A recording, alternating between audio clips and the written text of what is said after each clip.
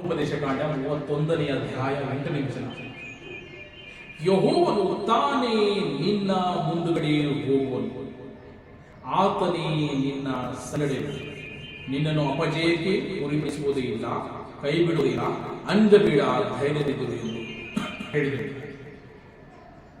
ಧರ್ಮೋಪದೇಶಕಾಂಡ 31ನೇ ಅಧ್ಯಾಯ 8ನೇ ವಚನದಲ್ಲಿ ನೋಡುವಾಗ ಯೆಹೋವನು ತಾನೇ ನಿನ್ನ ಮುಂದುಗಡೆ ಹೋಗುವನು. ನೀನು ಯಾವ ವಿಷಯದಲ್ಲಿ ಯಾವ ಒಂದು ಹಾರ್ಡೆಸ್ಟ್ ಥಿಂಗ್ಸ್ ನೀನು ಹೋಗ್ತಿರ್ಬೋದು, ನೀನು ಹೋಗುವಂತಹ ದಾರಿ ನನಗೆ ಗೊತ್ತಾಗಲಿಕ್ಕಿಲ್ಲ, that is maybe completely right.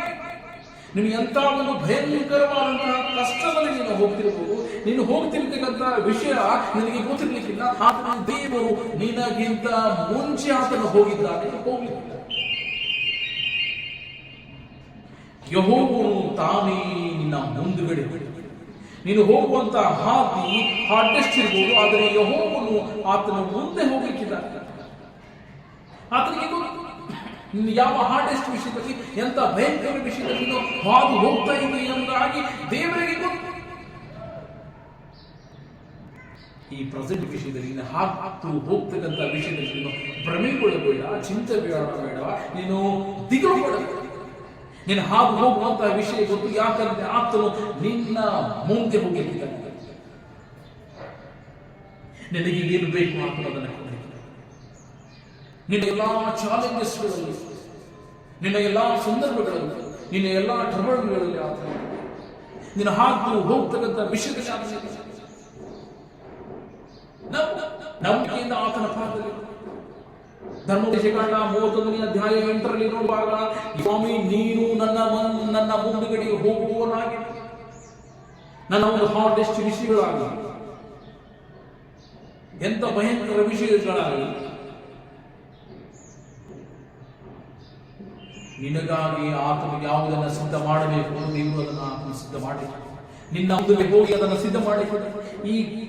ಈ ಪ್ರೆಸೆಂಟ್ ಅಲ್ಲಿ ಆಗ್ತಕ್ಕಂತಹ ಒಂದು ಹಾದು ಹೋಗ್ತಕ್ಕಂಥ ವಿಷಯಗಳ ಕುರಿತಾಗಿ ನಿನ್ನ ಭ್ರಮೆಗೊಳ್ಳದೆ, ನಿನ್ನ ದಿಗ್ಭ್ರಮೆಗೊಳ್ಳದೆ, ನಿನ್ನ ದಿಗುಲು ಪಡದೆ, ನೀನು ಚಿಂತೆ ಮಾಡದೆ, ನೀನು ಕುಂದು ಹೋಗದೆ, ನೀನು ಹೋಗ್ತಾ ಇರು. ನಿನಗಾಗಿ ಆತನು ಮುಂದೆ ಹೋಗಿ ಸಿದ್ಧ ಮಾಡಿದ್ದಾನೆ, ಆತನ ಮಾಡಿಕೆ ಆತನ ಪಾದ ಧೈರ್ಯವಿದೆ.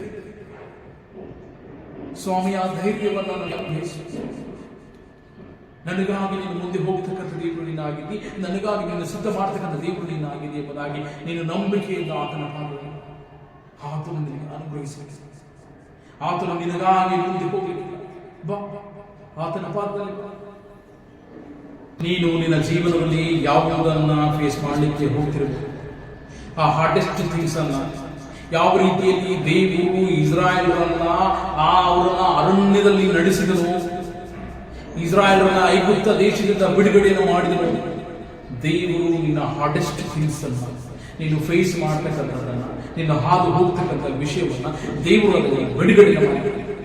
ಕೀರ್ತನೆಗಳಲ್ಲಿ ನೋಡುವಾಗ 23ನೇ ಅಧ್ಯಾಯ 4ನೇ ವಚನದಲ್ಲಿ ನೋಡುವಾಗ, ನಾನು ಕಾರ್ಗತ್ತಲಿನ ಕಣಿಯಲ್ಲಿ ನಡೆಯುವಾಗಲೂ ನೀನು ಹತ್ತಿರವಿರುವುದರಿಂದ ಕೇಳಿಗೆ ಹೆದರಲಿಲ್ಲ.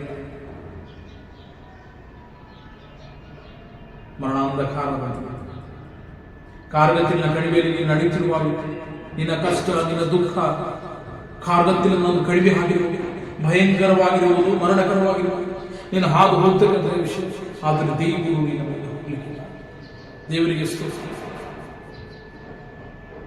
ದೇವರು ನಿನ್ನ ನಿಸ್ಸಹಾಯಕ ಸ್ಥಿತಿಯನ್ನು ನೋಡಿ ಆತನ ಸಹಾಯವನ್ನು ಮಾಡಲಿಕ್ಕಿಲ್ಲ. ನೀನು ಭಯದಿಂದ ಇರ್ಬೋದು, ಆ ಭಯದಿಂದ ದೇವರು ನಿನಗೆ ಡೆಲಿವರನ್ನು ಮಾಡಲಿಕ್ಕಿಲ್ಲ. ನಿನಗೆ ನಿನ್ನ ಒಂದು ಫ್ಯೂಚರ್ನ ಕುರಿತಾಗಿ ನನಗೆ ಏನಾಗುತ್ತೋ ಫ್ಯೂಚರ್ ಅಲ್ಲಿ ಎಂಬುದಾಗಿ ನೀನು ಯೋಚನೆ ಮಾಡ್ತೀವಿ. ಈಗಾಗಲೇ ನಾವು ನೋಡಿರುವಾಗ ಧರ್ಮೋಪದೇಶಕಾಂಡ 31:8 ನೋಡುವಾಗ, ಕರ್ತನು ತಾನೇ ಮುಂದೆ ಹೋಗ್ಲಿಕ್ಕಿದ್ದಾನೆ. ಫಿಯರ್ ಆಫ್ ಫ್ಯೂಚರ್ ಎಂಬುದಾಗಿ ನೀನು ಯೋಚನೆಯನ್ನು ಮಾಡ್ತಿರುವಾಗ ನಿನ್ನ ಫ್ಯೂಚರ್ನ ಕುರಿತಾಗಿ ನಿನ್ನ ಭಯ ಆಗ್ತಿರ್ಬೋದು, ನನಗೆ ಏನಾಗುತ್ತೆ ಎಂಬುದಾಗಿ.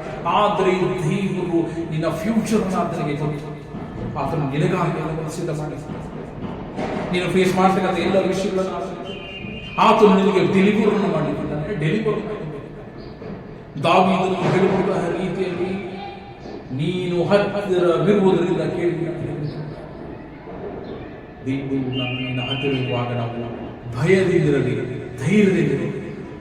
ಆತನ ಸನ್ನಿಧಾನದಲ್ಲಿ ಪ್ರಾರ್ಥಿಸುವ ಮಗನು ಮಗಳಾಗಿ ಕಾರ್ಗಿತ್ತಿನ ಕಣಿವೆ ಅಂತಹ ಮರಣಕರವಾದಂತಹ ವಿಷಯಗಳಲ್ಲಿ ನಾವು ಯಾವುದೇ ವಿಷಯಗಳಿಂದ ಹಾದು ಹೋಗುತ್ತಿರಬಾರದು. ಪ್ರಾರ್ಥನೆಯಿಂದ ಆತನ ಹತ್ತಿರ ನೀವು ನಿನ್ನ ಹತ್ತಿರ ಇರಬಾರದು. ಯಾಕೆ ಧೈರ್ಯದಿಂದ ನಂಬಿಕೆಯಿಂದ ಆತನ ಪ್ರಾರ್ಥಿಸುವ ಮೊದಲು